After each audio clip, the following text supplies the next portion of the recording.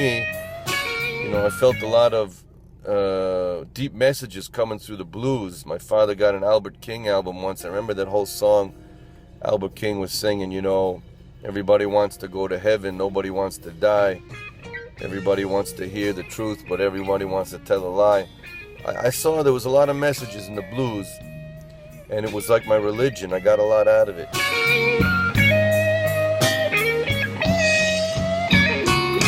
Anyway, my dad was a musician, not professionally, but he was a big jazz and blues fan.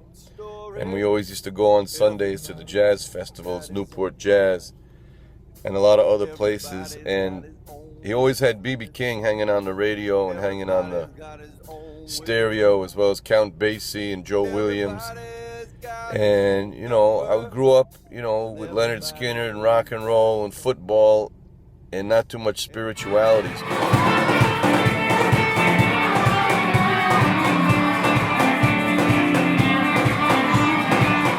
At about 14, maybe 14 or 15, my dad took me one day to see Stevie Ray Vaughan play live in New York City.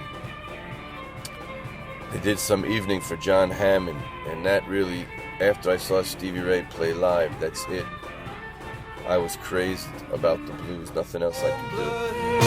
Everybody's got their own mind. Everybody's searching for something. Everybody got something he's got to find. Everybody's got their own fears. Everybody's got... Lazer Lloyd is in fact my actual name. I was raised in Connecticut as a secular American, even though I knew it was Jewish, and my given name at birth was Lloyd Paul Bluesman. Bluesman was my family name, is my family name.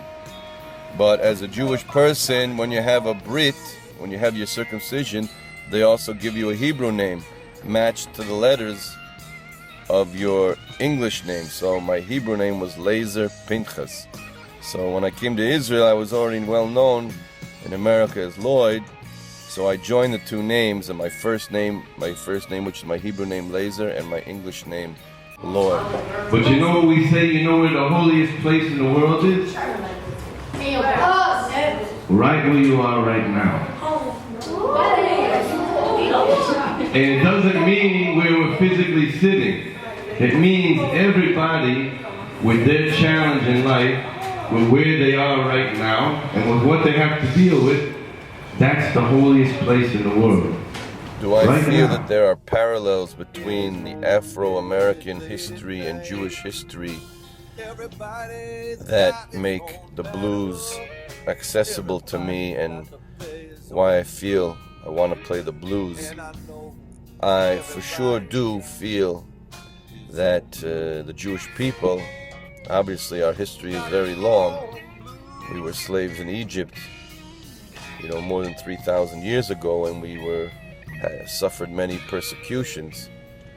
1,000 years before Jesus was born, we already had to survive the Greeks and the Romans, and then all the, Spanish Inquisition, all the pogroms, and, obviously the Holocaust. So we're familiar to suffering, and obviously, the suffering brings out the blues. And also, when you're suffering, you can feel the blues of other people better.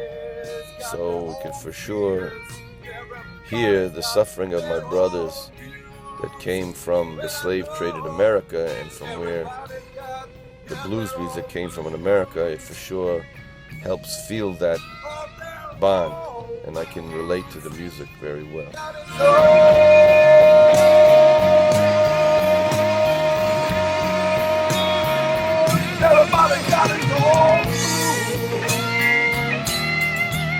Who are my musical inspirations? Well, I have many, but the two main ones are Jimi Hendrix and Bob Dylan. Bob on a text level, also obviously on a blues and crossing over the blues rock level, but just making the music very deep. And also acoustically, Bob is a big influence on me in my blues acoustic world. And Jimmy is just the inspiration of just even blues-wise and just, you know, the whole psychedelic rock, Woodstock vibe. And then there's a whole long list of other people. Of course, B.B. King, as a person, was a big role model for me, just how to be a real good guy on the stage and make people happy. You just felt a very positive vibe from him. So he had a very strong influence on me. And, you know, Santana, I saw Santana live when I was very young.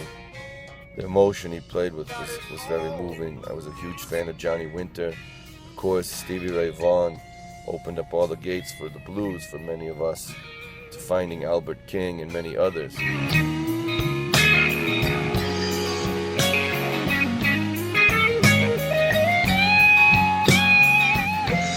That means that God believes in us. It means every morning when we wake up, it means God giving us another miracle, another day, and it means that God needs us to be in the world.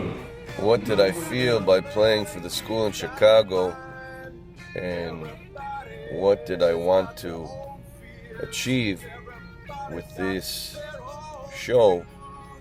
Well, it was an amazing feeling in Chicago, as it always is with children anywhere around the world, but especially with these children. They really have such a challenge, and yet I felt they had some incredible strength. And I never really go with an agenda. I really go to get inspired and just to see the world and understand the world. You have to do it hands-on. If you just go for the newspaper or the TV, we get a very distorted view of what reality is. And it's very challenging living in Israel, and you know, I have to deal with, you know, people I know have been killed through terrorist acts, and myself have had to spend a lot of time in the bomb shelter and bring my kids into the bomb shelter. And you know, I have kids that are affected from terrorism because they have fears, and it's a serious thing. And yet I feel that the Jewish people in Israel, we have survived some pretty heavy stuff, and we've learned to deal with it and keep making happiness in the world, and keep thinking positively. And I want to share that message with the kids.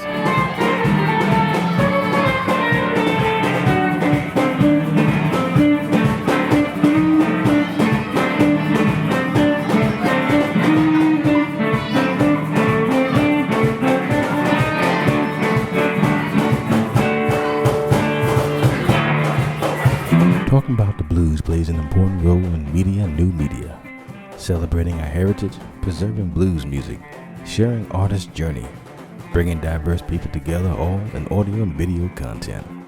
Hey guys, let me tell you how you can get official Talking About the Blues merchandise.